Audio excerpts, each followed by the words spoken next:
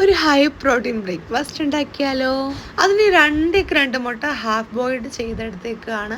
അതിൽ കുരുമുളക് പൊടി ഉപ്പും ചേർത്ത് മിക്സ് ചെയ്ത് മാറ്റി വെച്ചേക്കാണ്. പിന്നെ ഒരു മുട്ട പൊട്ടിച്ചൊഴിക്കുന്നുണ്ട്. അതിൽ കുരുമുളകും കുറച്ച് ഉപ്പും കൂടെ ചേർത്ത് നല്ല രീതിയിലൊന്ന് മിക്സ് ചെയ്ത് മാറ്റി വെച്ചിട്ട് സവാള അരിഞ്ഞത് ഇട്ട് നല്ല രീതിയിലൊന്ന് വഴറ്റിയെടുക്കാം. കുറച്ച് വെളിച്ചെണ്ണ മതി കേട്ടോ. അതിലൊരു പച്ചമുളക് അരിഞ്ഞ് ചേർക്കുന്നുണ്ട്. പിന്നെ മല്ലിച്ചപ്പാണ് നമുക്ക് വേണ്ടുന്നത്. അതിനാണ് ടേസ്റ്റ് കൂടുതൽ നിൽക്കുന്നത്.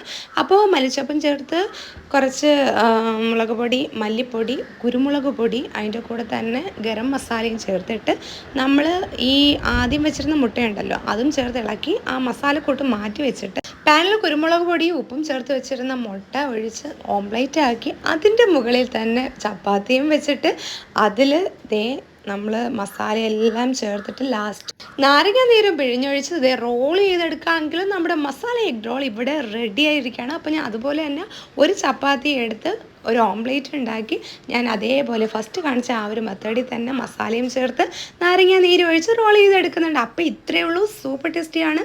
എല്ലാവരും മസ്റ്റ് ട്രൈ.